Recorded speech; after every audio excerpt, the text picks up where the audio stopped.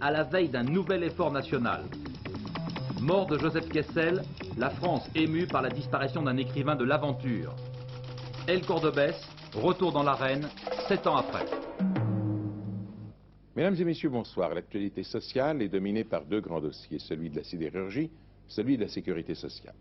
Aujourd'hui, les syndicats et le patronat de la métallurgie se sont réunis, après toute une série d'autres rencontres, pour signer la convention sociale de la sidérurgie. Ce devrait être chose faite ce soir.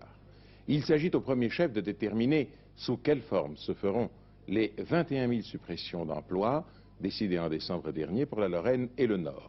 Au terme d'une longue négociation, ces suppressions d'emplois se feront sans licenciement. Cette convention dans l'ensemble donne satisfaction aux syndicats, sauf à la CGT sur certains points, mais la base manifeste parfois son mécontentement encore. Ainsi, ce matin, des sidérurgistes de Longwy ont bloqué les portes des locaux de l'Union patronale des industries métallurgiques et minières. Voyons en détail le contenu de la convention sociale de la sidérurgie qu'on discute ce moment même encore et qu'on s'apprête donc à signer ce soir. Décembre 78, les nouveaux patrons de la sidérurgie annoncent 21 000 suppressions d'emplois. C'est le fameux plan de restructuration. Tollé général des syndicats, ils veulent négocier le plan dans son ensemble. Les négociations débutent en février, les syndicats obtiennent quelques ajustements des mesures industrielles, mais surtout, ils défendent le sort des 21 000 salariés qui perdront leur emploi. Après 5 mois de négociations, la convention sociale est prête, il ne devrait pas y avoir de licenciement. 4 500 sidérurgistes partiront en pré-retraite à 55 ans. Ils toucheront 70% de leur salaire. La retraite anticipée à 50 ans sera ouverte pour 7 à 8 000 salariés, notamment les travailleurs postés ou les accidentés du travail. Ils toucheront 80% de leur salaire. 4 000 à 4 500 sidérurgistes devraient être volontaires pour partir avec un pécule de 50 000 francs qui s'ajoute aux indemnités de licenciement. Enfin, 4 000 seront mutés et recevront une prime de 10 000 francs. Ils pourront choisir entre 3 propositions, mais s'ils refusent la troisième, ils seront licenciés. Au total, les mesures sociales coûteront 7 milliards de francs, prix moyen d'une suppression d'emplois dans la sidérurgie, 35 000 francs. Alors l'autre dossier, demain nous serons fixés sur les mesures très importantes concernant la sécurité sociale et qui seront adoptées en Conseil des ministres avec pour base le plan mis au point par le nouveau ministre de la Santé et de la Sécurité sociale, M. Jacques Barrot, et par M. Farge, secrétaire d'État. Avant les réformes de structure de la sécurité sociale qui seront, elles, définies en automne, on va donc connaître, demain, les mesures destinées à trouver les 25 milliards de francs qui manquent à la sécurité sociale pour avoir, comme l'on dit, une trésorerie saine. En gros, primo, une contribution exceptionnelle demandée aux assurés sociaux, donc pas seulement aux salariés. Deuxièmement, un meilleur contrôle des prescriptions médicales. Et tertio, des décisions concernant les hôpitaux. L'État, lui aussi, serait mis à contribution.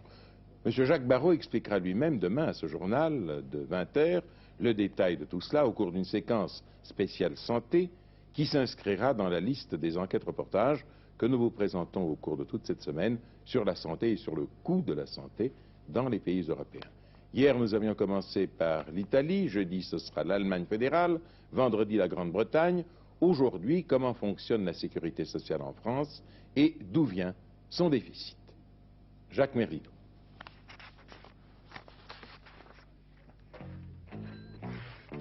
$100 francs et quelques centimes pour ce vieux monsieur, voilà décidément un remboursement bien modeste pour la sécurité sociale. Bien modeste car savez-vous combien d'argent passera cette année par des caisses comme celle-ci où seront directement virés sur des comptes bancaires? 500 millions? 10 milliards? 30 milliards?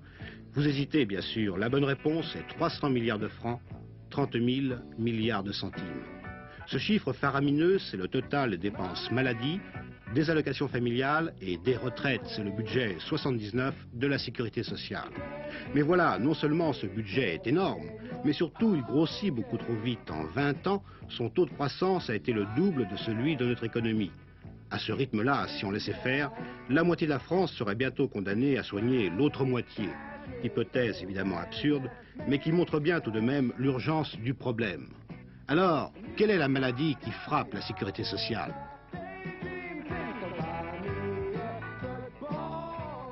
C'est l'abus des achats à tort et à travers, c'est tout. On achète ça globalement et puis ça ne réussit pas à tout le monde et puis on jette. C'est ça le déficit, il me semble. Hein.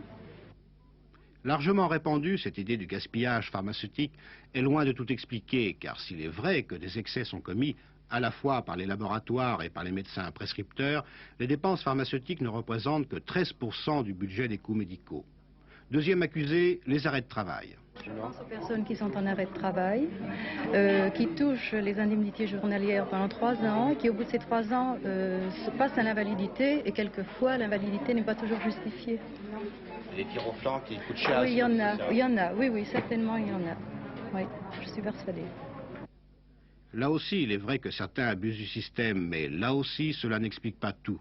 Les congés maladie représentent moins de 9% des dépenses, et les 3/4 de ces dépenses correspondent à des arrêts supérieurs à 1 mois, donc à des arrêts sérieux.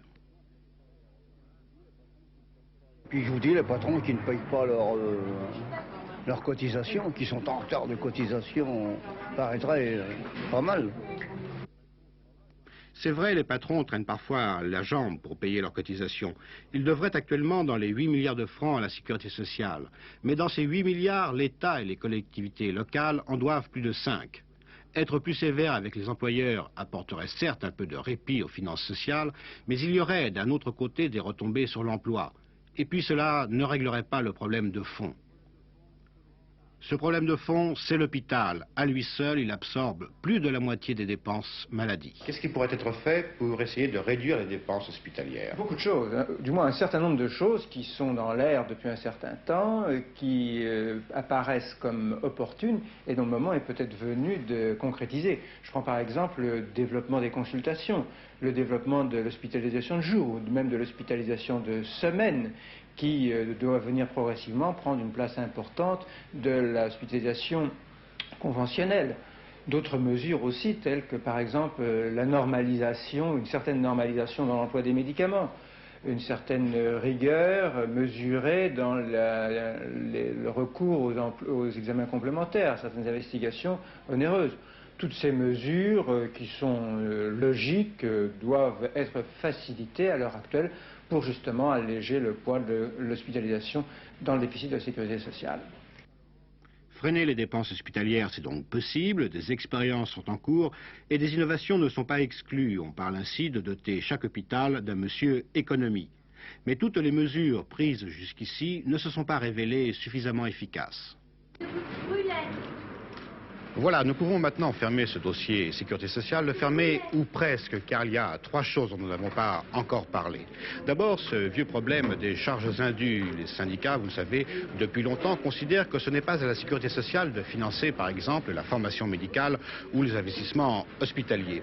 Le montant de ces charges indues s'élève à 15 milliards de francs. Deuxième point, le déséquilibre démographique. La population française, vous le savez, vieillit. Il y a de plus en plus de retraités pour de moins en moins d'actifs. Résultat, la moitié du déficit de la sécurité sociale revient à la caisse vieillesse. Enfin, troisième et dernier point, le chômage.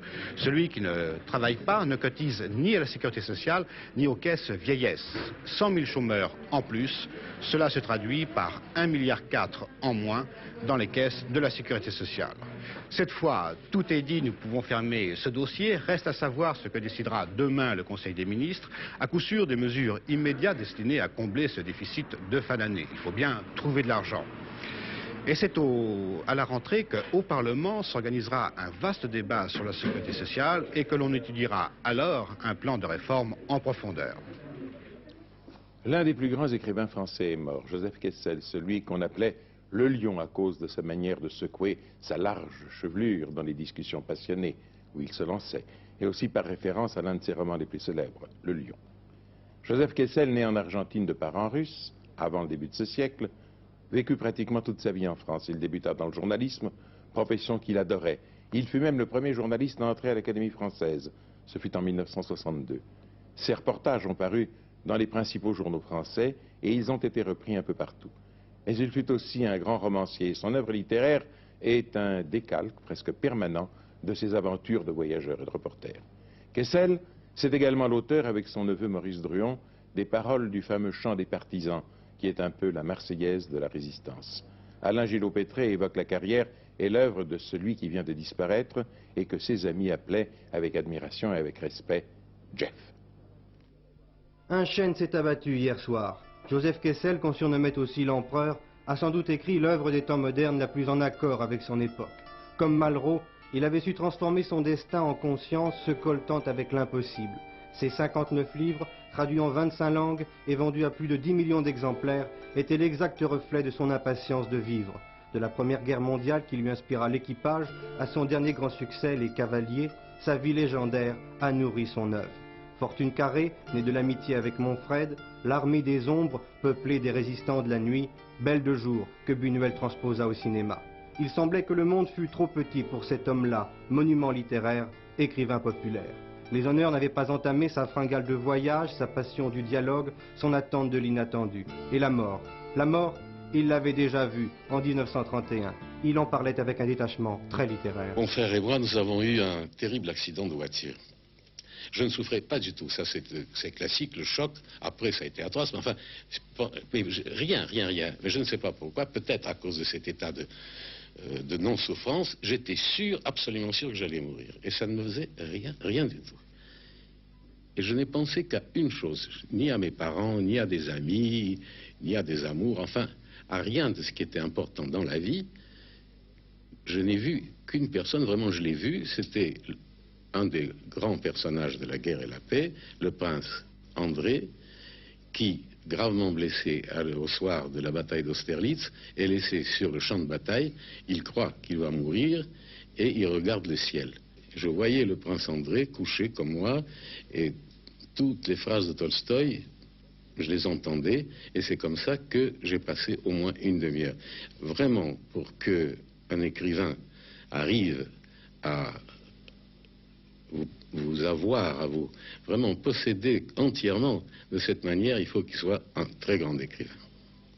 Dimanche prochain, à 16h30, Antenne 2 rediffusera un film de Frédéric Rossif et Jean Lanzy, Les Temps Sauvages, évocation d'un des derniers livres de Joseph Kessel et dont étaient tirées justement les images que vous venez de voir. Monsieur Jean-François Poncet, ministre français des Affaires étrangères, rentre aujourd'hui à Paris après 2 jours en République démocratique allemande, terminés par une conférence de presse. Les journaux là-bas soulignent que le rappel fait par M. François Poncet de la co-responsabilité française en Europe centrale et aussi ce qu'il a dit sur la situation de Berlin, je cite, au cœur de la détente, que tout cela représente une mise en garde contre une modification unilatérale du statut de l'ancienne capitale de toute l'Allemagne. Maurice Werther, qui a suivi pour nous ce voyage, en dresse maintenant le bilan. Par une délicate attention, une garde d'honneur de la Volksarmee avait été placée aux portes du palais présidentiel au moment où M. François Poncet rendait visite au président Honecker. M. François Poncet devait dire « Je ne l'ai pas vu ».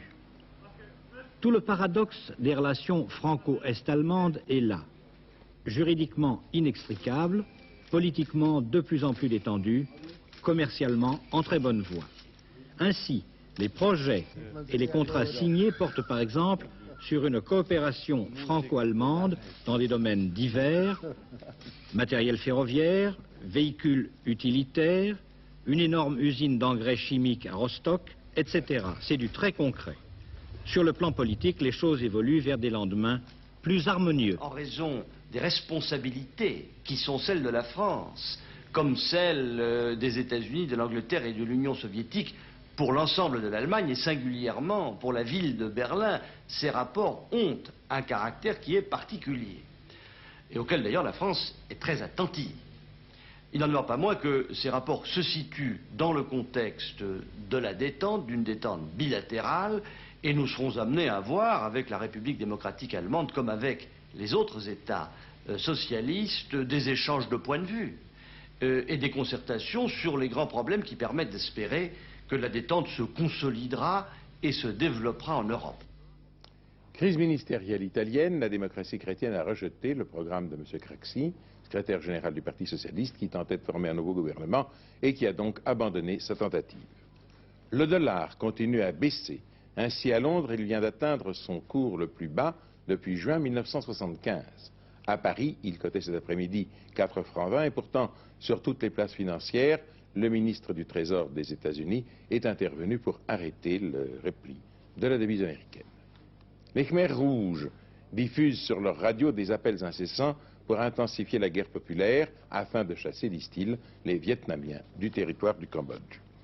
À Paris, arrivée de M. Farouk Kaddouni, chef de l'organisation de l'opération, du moins chef du département politique de l'Organisation de libération de la Palestine, l'OLP, par conséquent l'un des principaux adjoints de M. Yasser Arafat, ce séjour est présenté comme une visite de travail.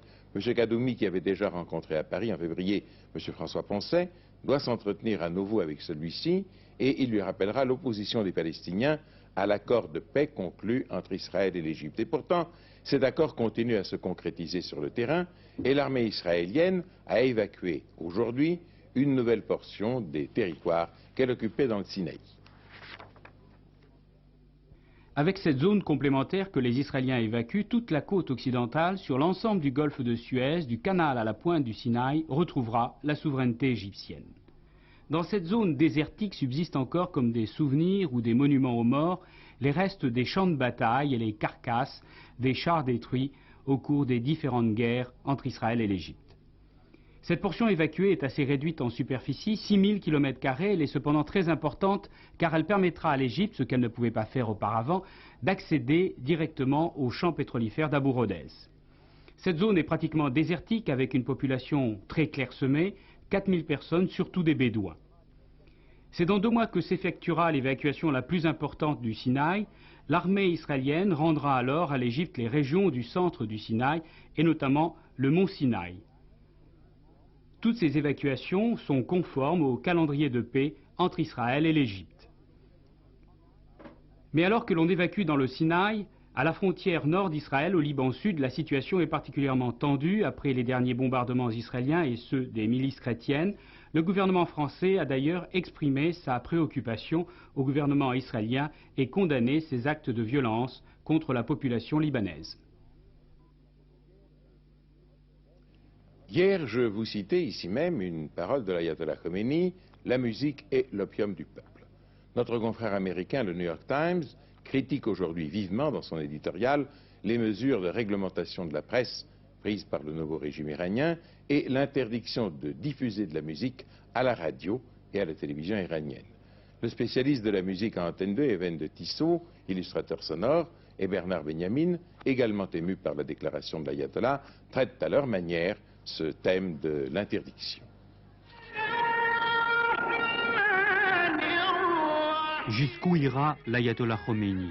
Depuis 7 mois, il règne sans partage sur l'Iran, appliquant à la lettre la rigueur de l'islam.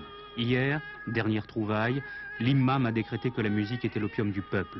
En fait, au rythme de ces interdictions, l'ayatollah Khomeini est en train de donner à l'Iran un nouvel opium, l'ignorance.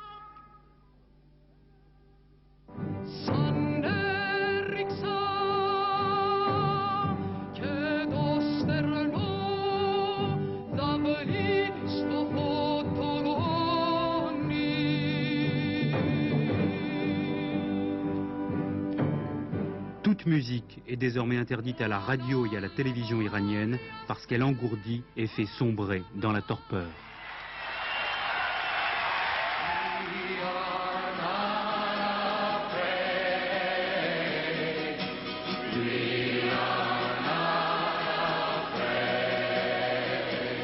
Les Iraniens ne doivent plus écouter de chants, ils rendent l'homme improductif, inutile et parasite.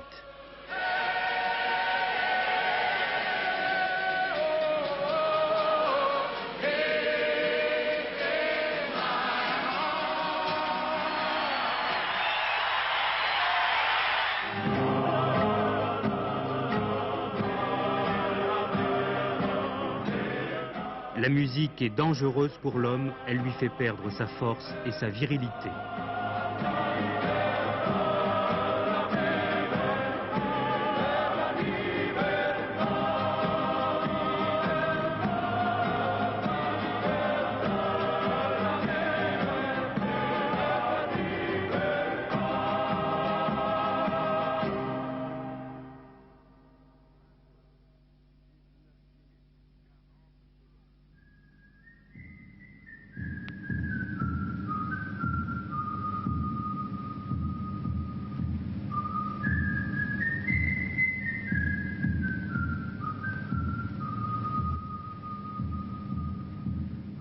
La musique joue contre l'indépendance du pays, elle trahit la nation et la jeunesse.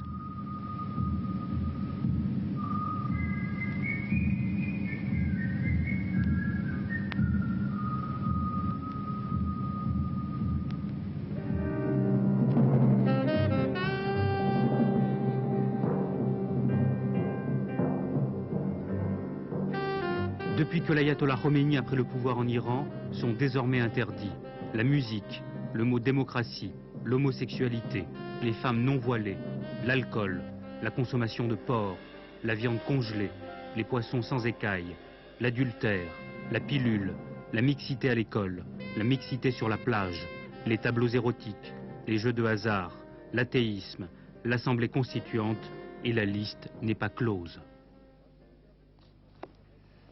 En ce qui concerne les incendies de forêt dans le Midi, les choses vont beaucoup mieux. Les 2 foyers qui s'étaient déclarés dans les Bouches-du-Rhône, c'est-à-dire près de Peigny, au sud d'Aix-en-Provence, et dans la région de Saint-Julien-les-Martigues, à l'ouest de Marseille, eh bien, ces 2 foyers ont été circonscrits.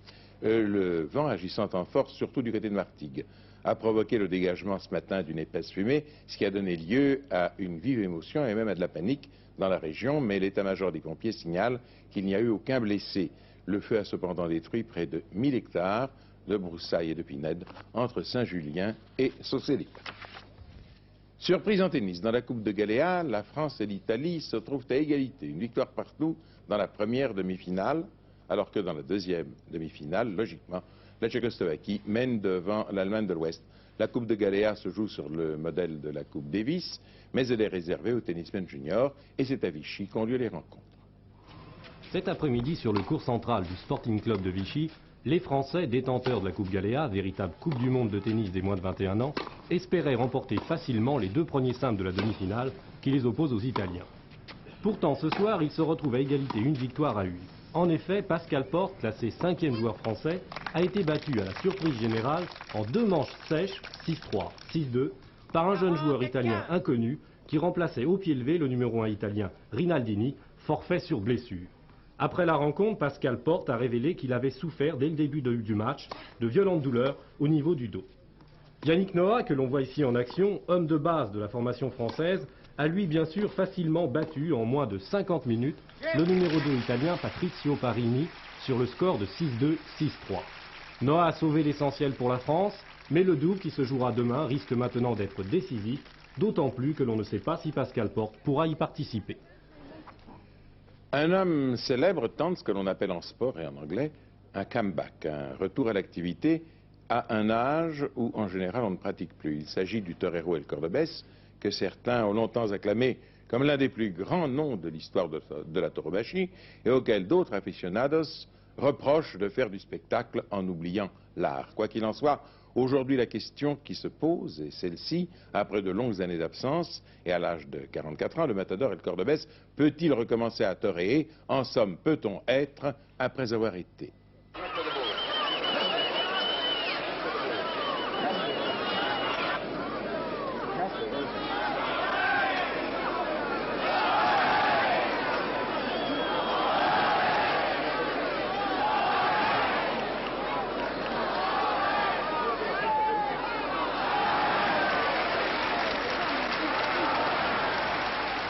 El Cordobés, l'homme de Cordoue, le torero le plus connu du monde et le plus controversé d'Espagne à 43 ans. Les aficionados l'ont retrouvé dimanche à Benidorm, traits plus accusés, silhouette plus enveloppée, parfois moins agile, ont dit les spécialistes. Pour la foule, rien de cela ne comptait.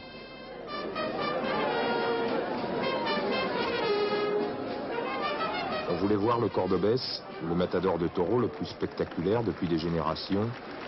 On l'a vu, on n'a pas été déçu.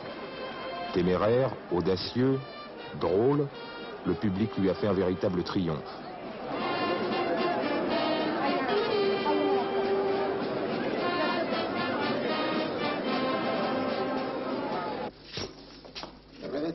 Ce torero a l'étroit dans l'habit de lumière des temps anciens, c'est Manuel Benítez il y a 1 an.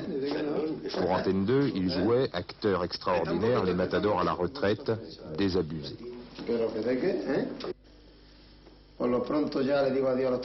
Il nous avait dit qu'il ne reviendrait jamais, avec des accents d'une telle sincérité qu'ils auraient ébranlé les plus sceptiques.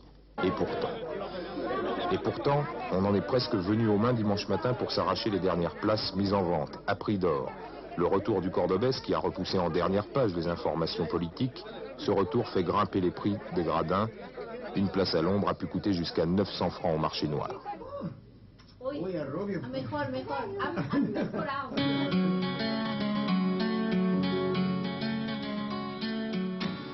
Accrocher sa légende au mur de son salon, oublier cap, épée, muletas, le cordobès l'avait fait il y a 8 ans pour se retirer, avec les siens, dans sa propriété de Cordoue. 8 années, fausse solitude, troublée par la vague sans cesse renouvelée des rumeurs concernant son retour. 8 années qui n'ont pu entamer ce qu'il faut bien appeler le mythe du cordobès. Je ne suis qu'un torero comme les autres, répétait-il samedi soir, et ce torero de 43 ans, qui à lui seul s'apprêtait à tuer 6 taureaux, demandait qu'on attende que cela fût fait pour faire des commentaires. On verra demain, disait-il.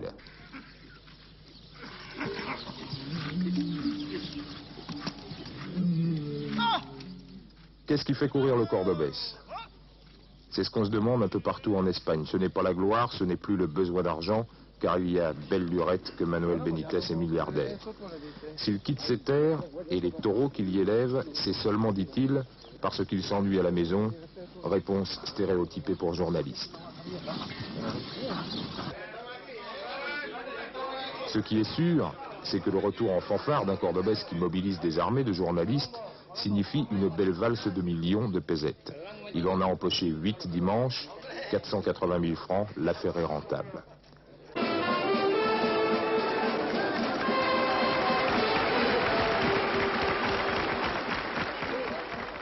Rentrée triomphante, le cordobès ne pouvait pas faire moins. Il a été trop souvent la cible de la critique pour ne pas tout tenter d'obtenir du public qui l'a fait et qui le réclame.